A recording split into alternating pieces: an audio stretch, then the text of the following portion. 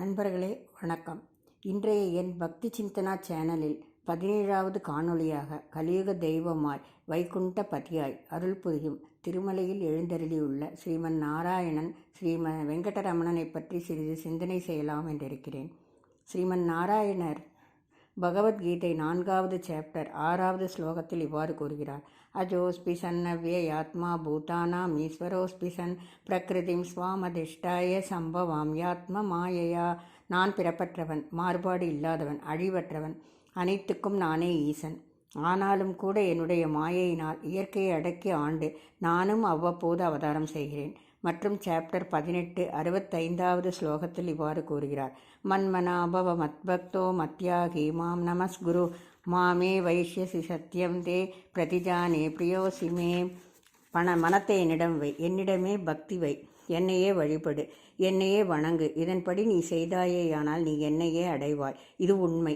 நான் இதை ஆணையிட்டே சொல்கிறேன். நீ எனக்கு அன்பன். ஆதி அந்தமில்லாத ஸ்ரீமன் நாராயணன் சகல லோகங்களிலும் உள்ள சகல ஜீவராசிகளின் ஆதியும் அந்தமுமாய், அதாவது முதலும் முடிவுமாய் உள்ள ஸ்ரீமன் நாராயணன் தர்மங்கள் தாழும் போதும் அதர்மங்கள் ஓங்கும் போதும் தன்னைத்தானே படைத்து கொள்ளும் ஸ்ரீமன் நாராயணன் நல்லோரை காப்பதற்காகவும் தீயோரை சாய்ப்பதற்காகவும் அவ்வப்போது ஒவ்வொரு யுகத்திலும் அவதாரம் செய்யும் ஸ்ரீமன் நாராயணன் அதோடு கூட நில்லாமல் லோகக்ஷேமத்தின் பொருட்டு, சத்தியமும் சாந்தமும் அமைதியும் நிலவும் பொருட்டு, தர்ம நியாயங்கள் உலவும் பொருட்டு, ஹரிபக்தி ஓங்கும் பொருட்டு தனது அனுகிரகம் பொருந்திய பல மகா புருஷர்களை அவ்வப்போது அவதரிக்கச் செய்தும் வருகிறார். இந்த கலியுகத்திலே நாம் எவ்வளவு துன்பங்களை சந்தித்து வருகிறோம். எவ்வளவு பிரச்சனைகள் வந்த போதும் நாம் பகவானை திடமாக பிடித்து கொண்டால் வந்த வினை அனைத்தும் வந்த வழி தெரியாமல் விலகிவிடும். நமக்கும் அந்த ஸ்திரம் மனது வர வேண்டும். அதை வரவழைப்பதுதான் நமது நோக்கமாக இருக்க வேண்டும். அது மட்டும் கைவரப்பெற்றால் நம் வாழ்க்கையில் எவ்வளவு துன்பங்கள் வரினும் அதை தாங்கும் சக்தியை பெற்று அதிலிருந்து மீளும் சக்தியை பெற்று விடுவோம். அதற்கு தாசர்கள், ரிஷிகள் போன்றோர் அறிவுறுத்துவது என்னவென்றால் சிரவணம், கீர்த்தனம், சிந்தனம். அதாவது இந்த 3 வழிகளிலேயே நாம் இறைவனை அடைய முடியும். பகவானை பற்றி பேசுவது, கேட்பது, அதாவது சிரவணம். பகவான் நாமாவை பாடுவது, அதாவது கீர்த்தனம். பகவானை எப்போதும் நினைப்பது, அதாவது சிந்தனம் ஆகும். பகவான் நேரடியாகவே நமக்கு சில சமயம் அருள் புரிவார். பல சமயம் வேறு சிலரை கருவியாக உபயோகப்படுத்தி நன்மை செய்வார். தாசர்களின் வரிசையில் ஸ்ரீ புரந்தரதாசரின் வாழ்க்கையில் தான் எத்துணை அதிசயங்கள். இவையெல்லாம் பகவான் ஸ்ரீஹரியின் அருளால் தான் என்பது அவரின் நம்பிக்கை. அதுதான் உண்மையும் கூட. அந்த ஹரியை காணுவதுதான் நான் பெறப்போகும் செல்வம். இந்த உலக வாழ்க்கையில் பங்கு பெறும் செல்வம் எல்லாம் அவர் முன் ஒரு தூசி. அவர் நினைத்தால் இந்த உலகையே நம் கையில் தருவார். இத்துணை காலமும் ஹரிஸ்மரணையே இல்லாது போய்விட்டேனே என்று நவகோடி நாராயணனாக இருந்து அனைத்தையும் க்ஷண நேரத்தில் உதறி தள்ளிவிட்டு குடும்பத்தாரோடு வீதியில் நடந்து வர துவங்கினார் ஸ்ரீ புரந்தரதாசர். 4 லட்சம் கிருதி, அதாவது தேவரநாமாக்களை பாடினார். அந்த கிருதிகள் சில காலப்போக்கில் அழிந்தாலும் அவருடைய பாடல்கள் மேன்மை பெற்று பக்தியை வளர்ப்பதாக உள்ளது. இன்று ஸ்ரீ புரந்தரதாசரின் பக்தி ஒன்றை மனதில் வைத்து இந்த அவருடைய கிருதியை திருமலை வாசனம் ஸ்ரீ வெங்கடரமணனுக்கு சமர்ப்பணம் செய்கிறேன்.